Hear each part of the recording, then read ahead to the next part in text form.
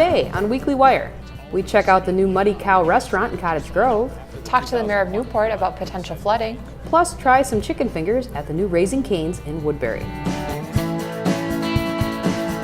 Hello, I'm Ann Schweiskin. And I'm Elena Myers.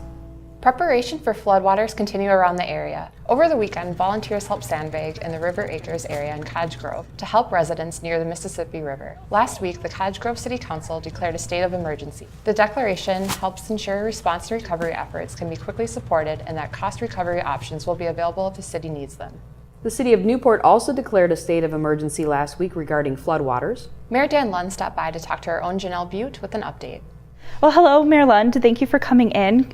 We were wondering if you could tell us about the projection for flooding in Newport. Yeah, well, thank you for having me, and I'm happy to be here. The good news is the latest projections are not nearly as bad as they were a couple of weeks ago. A couple of weeks ago, the crest was not imminent, and there was a lot of uncertainty related to how fast the snow was going to melt and what kind of precipitation we're going to have in conjunction with the snow melt. The good news is, over the past 2 weeks, we've had freezing nights and warmer days, and that has melted the snow and created a lot of ponding in people's backyards, but it's done so in a relatively controlled fashion, which is the best case scenario, and we've also had very little precipitation. But our crest at about 699 feet, which is just under what we saw in 2014. And 2014 certainly was a significant flood, but that's much better than some of the other numbers we were looking at earlier. What's being done to prepare for this flood? After the 2001 flood, we decided to change strategies from trying to protect 6 high-risk homes behind our levee, and we started to buy them out. And we've made progress even since 2014. Now there's only 1 home left. So that really kind of changes the game from all hands on deck to protect these high-risk homes to taking a broader view. What do we need to do to protect the community and prepare for the unlikely but highest or worst case scenario? And so we spent a lot of time working with other governmental agencies like Washington County, certainly the Washington County Sheriff's Office.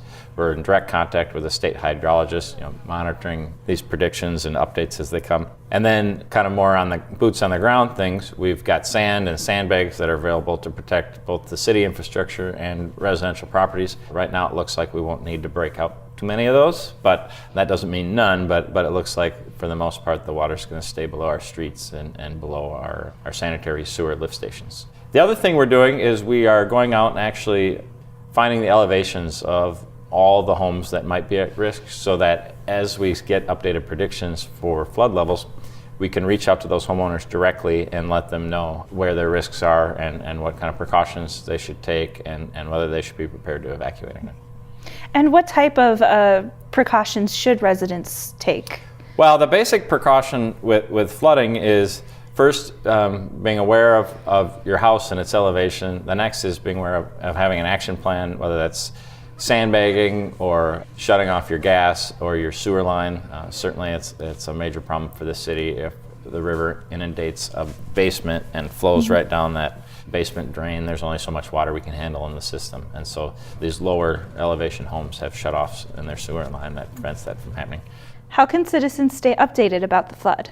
I follow near religiously the Weather Service updates on predictions, and there's a link on my Facebook page, and we're also linking that on the city's website. So the city's website's another good place to be informed. Because we're monitoring homes on a elevation basis, we'll be reaching out to folks directly if it looks to be that they're going to be in physical risk, because that's really the city's primary role is to keep our residents safe. Mm-hmm. All right, well, thank you for coming in today.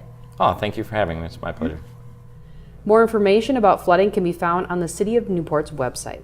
Visitors to Ojibway Park in Woodbury can now see considerable progress on the major park renovation. Walls and windows have been completed on the park building, which will be available for events, meetings, and recreation programs. The park renovation will also include the construction of a new playground, trails, a boardwalk around the pond, an expanded skate plaza, and more. Ojibway Park is expected to be completed in August in time for Woodbury Days. Washington County is offering free organics recycling starter kits. Each kit contains a 2-gallon kitchen pail and 10 compostable bags. Materials such as food scraps, coffee grounds, tea bags, paper products, and other items can go in the organics recycling. Full bags are accepted at the Washington County Environmental Center during regular business hours. You can sign up for your starter kit on the Washington County website. A new restaurant opened their doors in Cottage Grove this week. The Muddy Cow remodeled the former Ruby Tuesdays. I do remember quite a while ago, the Facebook feeds all over the city lit up when you guys first put your sign up, and obviously when the word got out that Muddy Cow was coming to Cottage Grove. This location is on what's Hardwood, just off of 80th Street. It used to be the Ruby Tuesday location. Muddy Cow will be employing between 10 and 12 full-time workers and 40 to 50 part-time employees. I think we're going to be a really good fit to the community. The other stores we have in Shakopee and Burnsville and Litchfield and Oak Park Heights and here, the community I think really embraces us and likes us, and we want to be a good fit and a good employer, and we're pretty excited. And we're excited about being a future member of the chamber down here. I know that's very important. I've been a chamber member in many places. So, but thanks for coming out, and thank you, Mayor, for the kind words, and we really appreciate it. And let's go and rock and roll, and thanks for having us here. We truly do thank you for investing in our community. I know our residents are extremely excited to see you open and become part of Cottage Grove now and into the future. This isn't your first time in Cottage Grove developing something. You actually did some housing developments here years ago. Many years ago, I developed Pepper Ridge down there with Frankie Fratellone. So he knows our community, so we're, again, really appreciative of having you here. There we go. We're official. Thank you. There you go. Thank you. The Muddy Cow is open 7 days a week from 11 a.m. until 2 a.m. The Woodbury Fire Department is teaming up with Pet Evolution on April 7th for Woodbury's first Fill the Boot fundraiser on behalf of the Muscular Dystrophy Association. Firefighters will be asking for donations to MDA, and guests will have the opportunity to climb a fire truck and try on genuine firefighter gear. Well, this week a much anticipated fast food restaurant opened in Woodbury. They are known for their chicken fingers. In fact, it's practically all that they sell. When I say raisin, you say canes. Raisin. Canes. Raisin. Canes. When I say chicken, you say fingers. Chicken. Fingers. Chicken. Fingers. Fresh, never frozen, marinated 24 hours. We have terrific chicken fingers, freshly made coleslaw, fries, Texas toast, freshly squeezed lemonade, the freshest products. It's delicious. Here we are in Minnesota opening our 7th company restaurant. We're right around 430 restaurants as a company. We just hit Alaska last week and we were in Hawaii.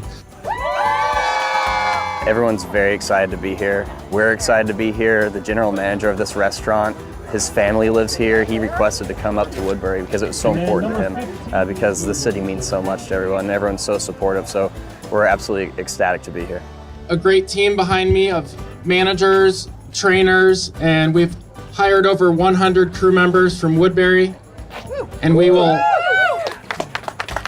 continue to look for and hire great talent from Woodbury. I know this is a very exciting day for the high school kids. I think for kids of all ages. Everyone loves chicken, right? Congratulations on the opening of your new store. We're excited to have you. Y'all have a wonderful day. Thank you. Here, 1, 2, 3.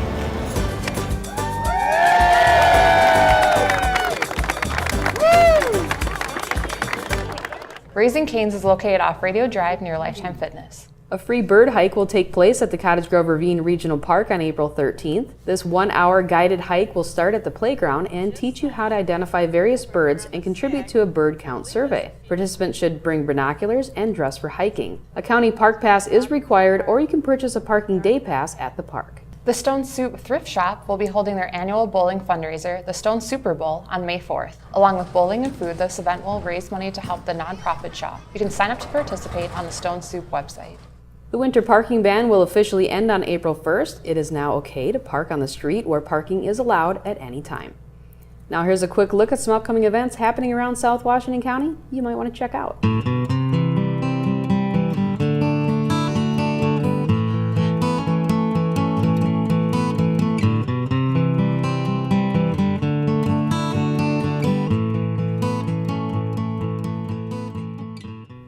Well, Elena, big news. Weekly Wire is now podcasted. That's right. You can find it now on iTunes. That's right. People like to listen to podcasts while they're working out, in the car. You can now get all your South Washington County news. Absolutely. Stay tuned for more information coming to you. That's right. Plus some interesting changes coming to Wire in the very near future we're excited about. Absolutely. Stay tuned. Yeah, it'll be coming up. We'll see you next week.